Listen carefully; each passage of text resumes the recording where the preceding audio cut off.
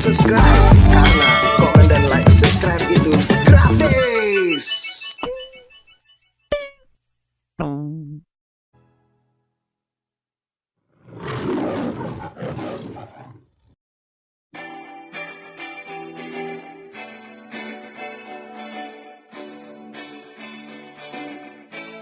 Zaman Kerajaan Majapahit.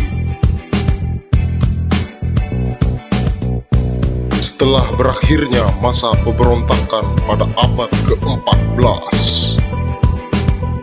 Kerajaan Majapahit telah membentuk pasukan Bayangkara di bawah pimpinan Patih Gajah Mada mulai kembali menata kehidupannya, di antaranya membentuk satu kesatuan yang bertugas menjaga keamanan di laut, yaitu Armada Perang Laut yang siap menjaga kedaulatan negara. Selain mampu menjaga laut dan pantai, juga menjaga laut dari para bajak laut dan perompak.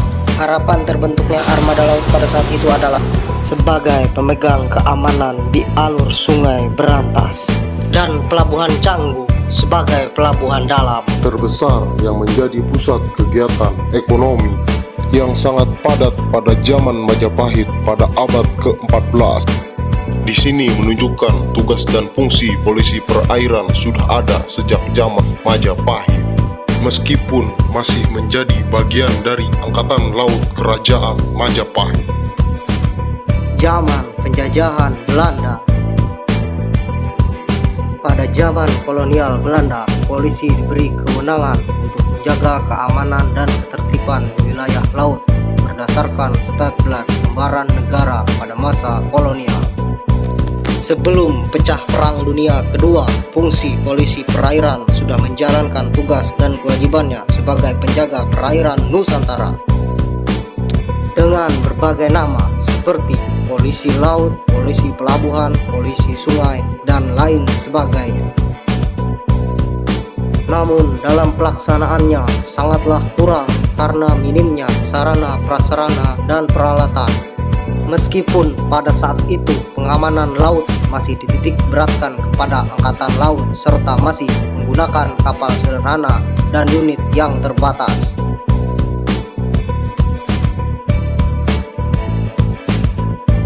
Masa awal kemerdekaan.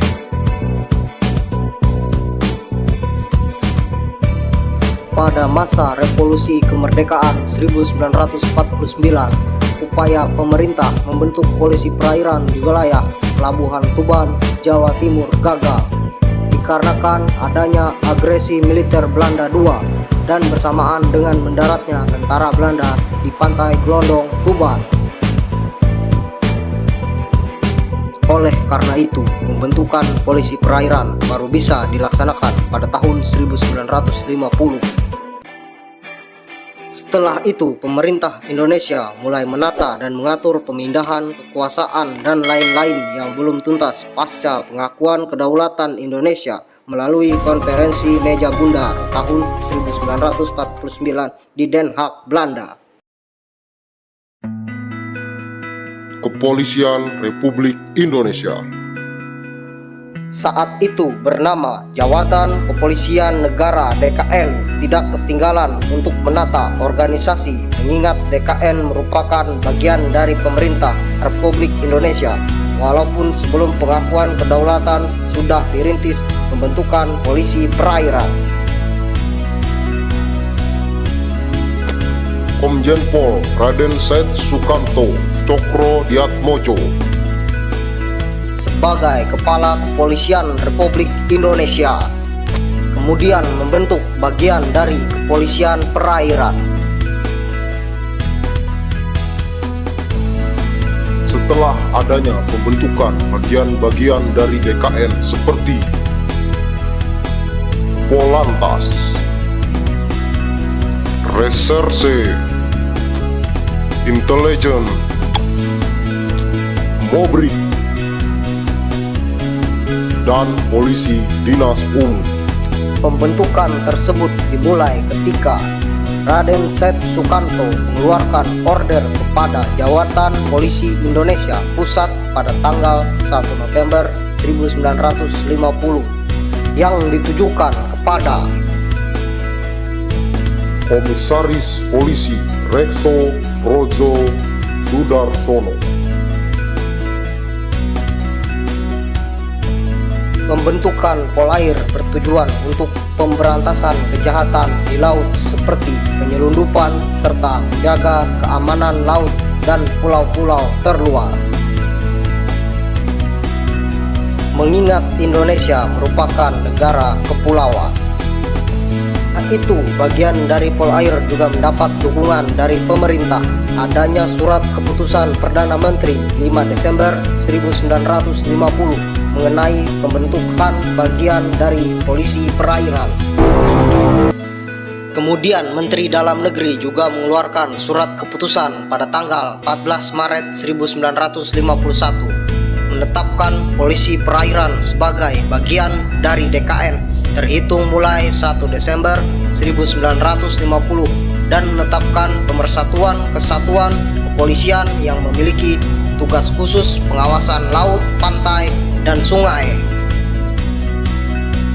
Pada awal pembentukan Polair dapat pinjaman sebuah kapal jawatan pelayaran yang merupakan hasil perampasan perang yang bernama angklong, nama jenis burung laut.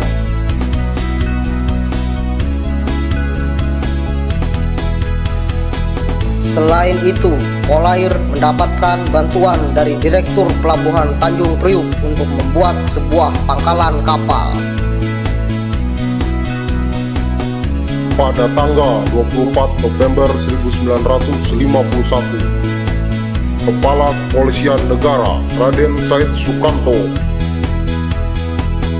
Polisi perairan diresmikan dan dihadiri oleh Wakil Presiden Muhammad Hatta dan pejabat tinggi Angkatan Bersenjata. Kemudian ditunjuklah Komisaris Polisi Rekso Projo Sudarsono sebagai Kepala Bagian Polair pertama oleh Kepala Kepolisian Negara Raden Said Sukanto.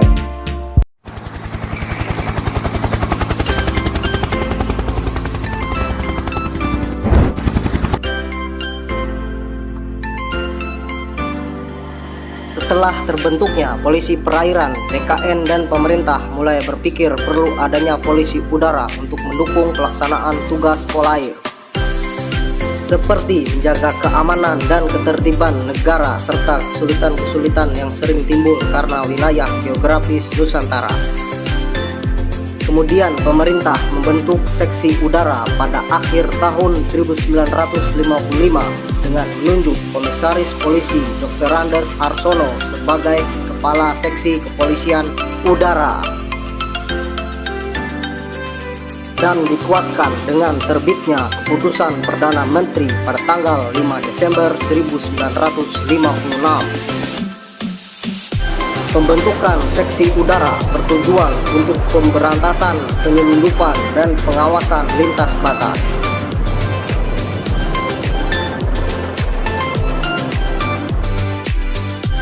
Dan juga evakuasi udara bagi korban kecelakaan dan sakit, serta menyiapkan transportasi udara untuk pejabat penting kepolisian.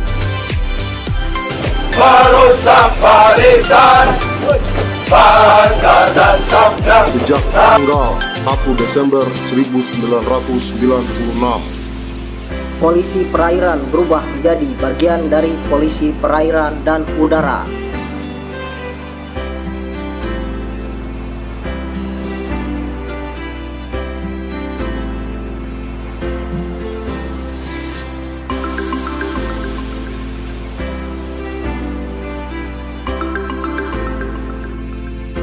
Dengan memiliki sarana kapal patroli sebanyak 35 unit dari berbagai tipe, dan sebuah pesawat terbang jenis Cessna 180.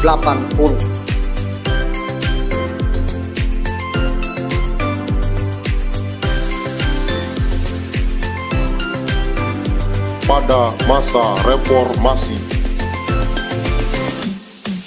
MPR mengadakan sidang istimewa dengan hasil adanya penetapan MPR tentang pemisahan TNI dan Polri, sehingga sejak saat itu Polri berdiri sendiri.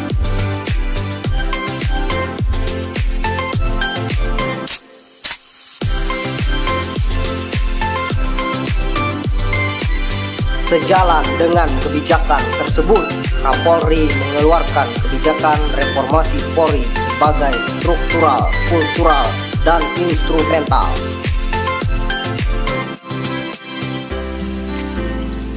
Tak ketinggalan, jajaran kepolisian perairan dan udara sejak masa terbentuknya sampai dengan masa reformasi sudah mengalami restrukturisasi organisasi, penggabungan, dan pemisahan.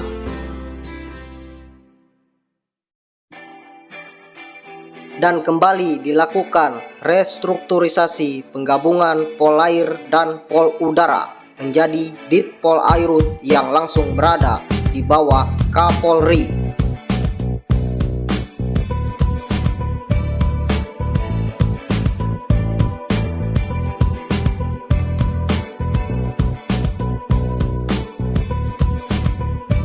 Sampai akhirnya pada tahun 2017, jajaran kepolisian perairan dan udara menjadi Korpol Airut dan berada di bawah naungan Badan Pemeliharaan Keamanan Polri.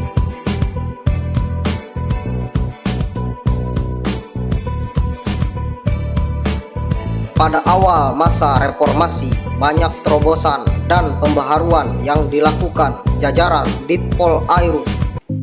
Di antaranya kewenangan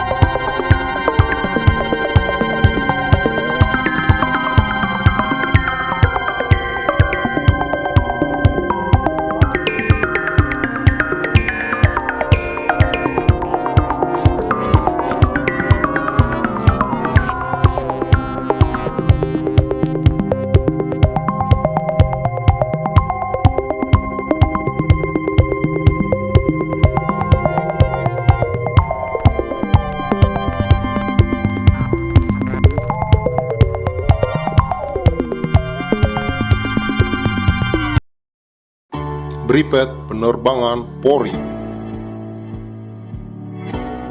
Bripet Komando, Bripet Penyelam,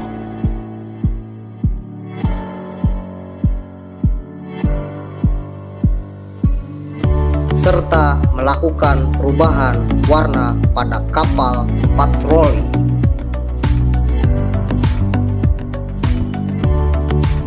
Kiprah Pol Airut. Sejak awal terbentuknya, Pol Airut telah banyak berkiprah dalam menjaga keamanan wilayah Nusantara, baik dalam membantu menumpas pemberontakan-pemberontakan yang muncul di awal kemerdekaan maupun menjaga pemeliharaan keamanan dengan terlibat dalam berbagai macam operasi. Di antara kiprah tersebut adalah Operasi penumpasan DITII Kahar Mujakar pada tahun 1957, Operasi Trikora pada tahun 1962, dengan pembentukan Komando Gugus Tugas 090 oleh Komandan Pol Airut, yang kemudian Komando Gugus Tugas tersebut diperbantukan pada Angkatan Laut Mandala. Operasi Dwi Kora pada tahun 1964 dengan perbantuan pergeseran pasukan dari Jakarta menuju Pulau Natuna dan perairan perbatasan laut.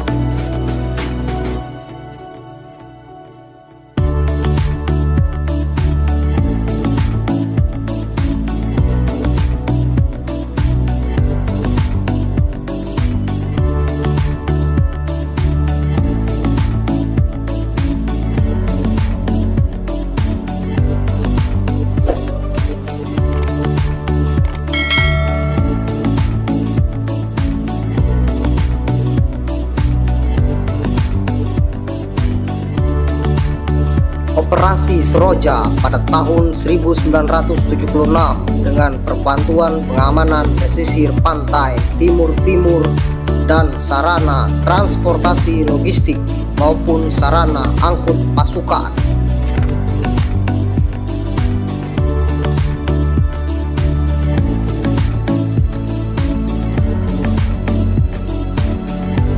Operasi Aman Malindo pada tahun 1979, di mana Polri mengadakan kerjasama dengan polisi Diraja Malaysia dalam rangka pemberantasan penyelundupan imigran gelap, narkoba, dan uang palsu.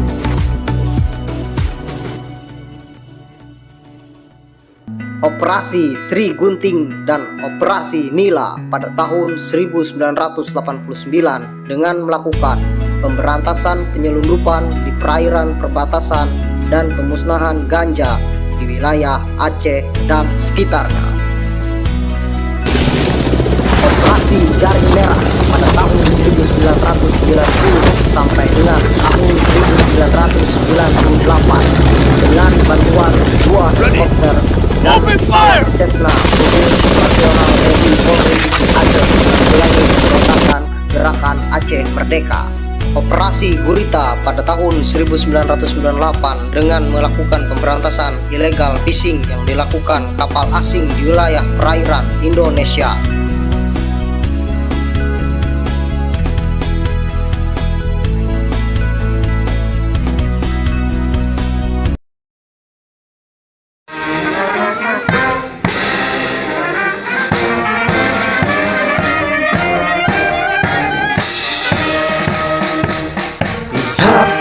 Kami Bayangkara Airut gerak langkah dengan penuh wibawa, siap mengabdi pada nusa bangsa. Tribrata landasan utama, laut udara itu medan kami, penuh hambatan tantangan ancaman, berjanji bakti demi Nusantara. Untukmu kami mengabdi, pengayom, pelindung, pembimbing masyarakat, pantang menyerah, hadapi rintangan di laut maupun di udara. Jaya, jaya, Airut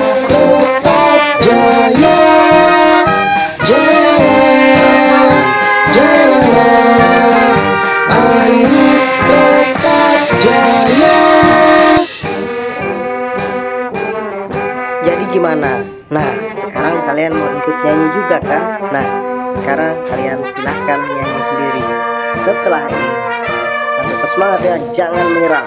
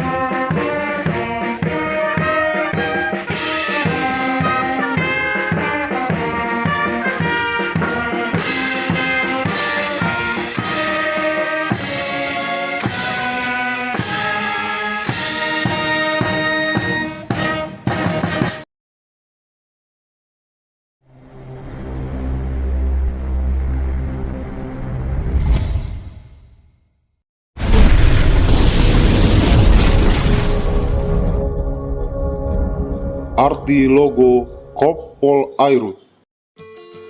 Tulisan Korpol Airut dengan warna huruf hitam dan dasar merah mengandung warna personil Korpol Airut adalah penjaga keamanan yang memiliki keberanian untuk melindungi, mengayomi, dan melayani masyarakat serta menegakkan hukum. Gambar jangkar melambangkan unsur perairan dan menggambarkan alat kapal yang digunakan waktu berlabuh agar tidak hanyut terbawa arus, mengandung makna. Personil Korpol Airut memegang teguh prinsip dan tidak mudah goyah serta selalu setia terhadap NKRI, Undang-Undang Dasar 1945, Tribrata, dan Catur Prasetya. Gambar rantai menggambarkan alat yang digunakan untuk menyatukan benda atau menyambung benda, mengandung makna bahwa anggota Korpol Airut memiliki jiwa korsa dan jalinan persaudaraan yang begitu kuat sehingga dapat berperan sebagai pemersatu bangsa dan negara Indonesia. Gambar burung melambangkan unsur dan menggambarkan hewan yang memiliki kemampuan terbang dalam berbagai macam kondisi alam ke berbagai belahan bumi. Mengandung makna kegigihan, semangat juang, dan kekuatan personil Korpol Airut mencapai seluruh wilayah NKRI melalui laut dan udara guna menjaga keamanan dan ketertiban serta menegakkan hukum. Gambar arah mata angin merupakan petunjuk arah yang selalu digunakan oleh personil Korpol Airut dalam melaksanakan tugas, mengandung makna bahwa personil Korpol Airut mematuhi arah kebijakan pemerintah dan pimpinan Polri.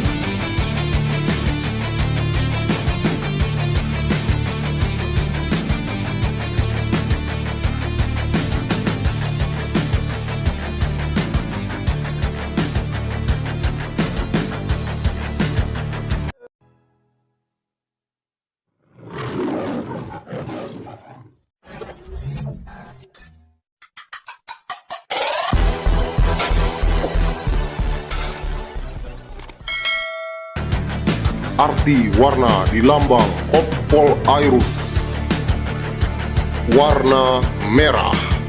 Warna merah menggambarkan keberanian, mengandung makna personil Korpol Airut memiliki keberanian dalam menjaga keamanan dan ketertiban masyarakat. Warna kuning. Warna kuning menggambarkan emas sebagai lambang kejayaan dan warna matra kepolisian mengandung makna Korpol Airut akan menjaga kejayaan matra kepolisian dalam setiap pelaksanaan tugasnya. Warna hitam. Warna hitam menggambarkan marwah penjaga keamanan mengandung makna bahwa Korpol Airut adalah penjaga keamanan bagi masyarakat, bangsa, dan negara.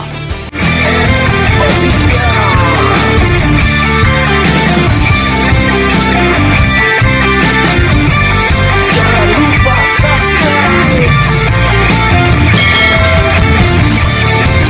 Warna biru. Warna biru menggambarkan angkasa dan lautan mengandung warna tempat atau wilayah penugasan Korpol Airut yaitu perairan dan udara. Warna oranye. Warna oranye menggambarkan pertualangan alam bebas mengandung makna personil Korpol Airut memiliki optimisme, percaya diri, dan kemampuan bersosialisasi serta adaptasi yang baik dengan lingkungan. Warna putih. Warna putih menggambarkan kebenaran atau keadilan mengandung makna personil Korpol Airut selalu mengutamakan keadilan dan kebenaran dalam menegakkan hukum guna menjamin kepastian hukum bagi masyarakat. Demikian tentang sejarah Korpol Airut. Semoga video ini bermanfaat. Jangan lupa tinggalkan like, comment, and share video ini dan nyalakan lonceng agar kalian dapatkan notifikasi untuk video-video baru selanjutnya.